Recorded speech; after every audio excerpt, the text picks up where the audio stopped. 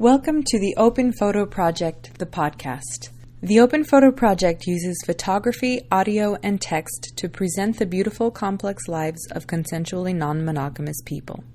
On this podcast, you will hear the words of people who are in many kinds of relationships under the umbrella of consensual non-monogamy, from polyamory, relationship anarchy, open relationships, solo poly, and more.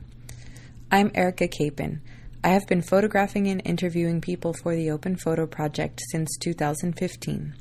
If you would like to see the photos of people who are in these interviews, you can find them on the openphotoproject.com or all across social media. Many of these interviews were recorded on location, so if you hear a creak or children or a noisy cafe in the background, I hope you can enjoy the ambiance as well as the words and ideas. And please consider supporting this project on Patreon.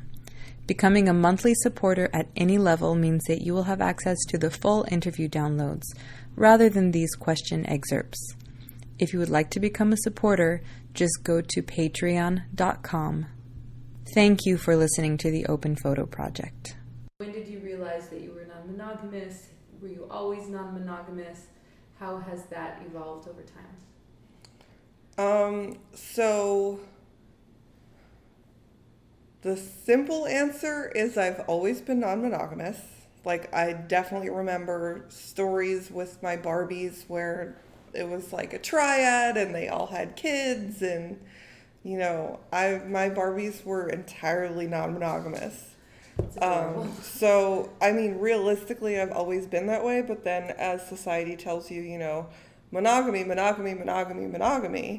you end up going down that path, whether or not that's the actual path you should be going on for yourself. Mm-hmm. And so once I started dating as like a teenager, I was monogamous, but I was really bad at it. Mm-hmm.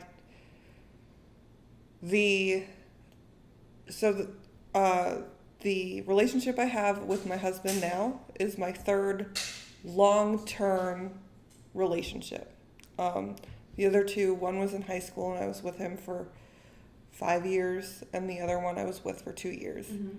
So the two long-term relationships I had when I was trying to be monogamous, I cheated on them.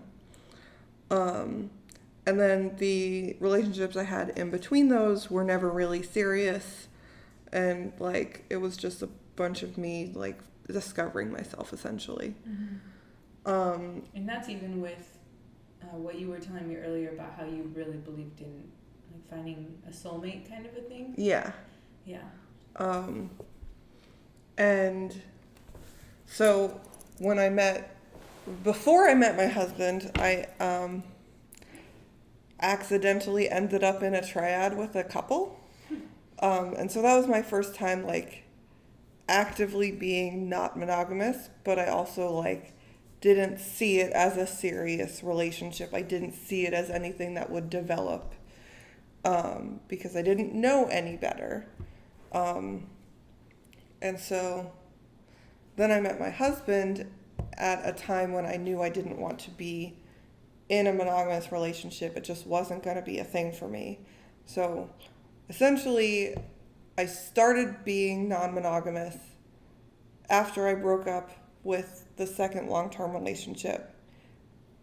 And I haven't been monogamous since, and that's almost 9 years ago. So you and your husband have never been monogamous.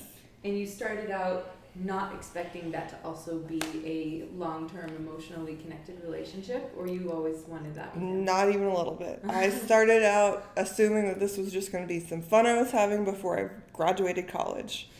And over the course of my 20s and over the course of our relationship, as we've explored non-monogamy together, because it was our first foray, both of us, like in seriously trying to be non-monogamous, we ended up stumbling upon polyamory.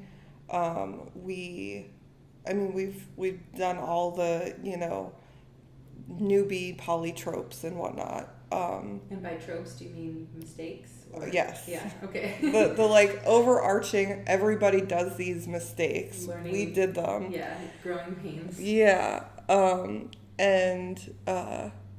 So 3 or 4 years ago, at one point, I was like in a room with him and I'm like, we're basically polyamorous. We're just not calling it that. Can we just finally accept that we're poly? And it was like, we sat down and we thought about it and we're like, oh, yeah, we are polyamorous. Oops. That wasn't on purpose. But it was working. It was working, and it was the right thing for us. One of his partners right now, when they started dating, so a little bit of the decision to just actively say that we're poly was a little selfish because I was dating someone. I was like, I'm having these feelings and okay, we need to discuss this and figure out what's going on. But he and this woman started dating around the same time that I started dating that person. And so my relationship with my person was developing faster than his relationship with her.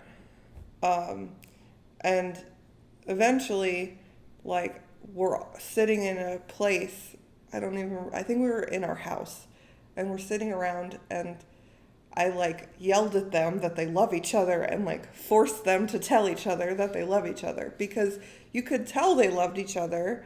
You knew that that was what was going on, but they just actively weren't saying it because they were so new to polyamory and the concept of being able to do that and opening up and letting go. Aww. So I made them do that. Nice work. They're still together now, so. Oh, that's awesome. Yay for metamors.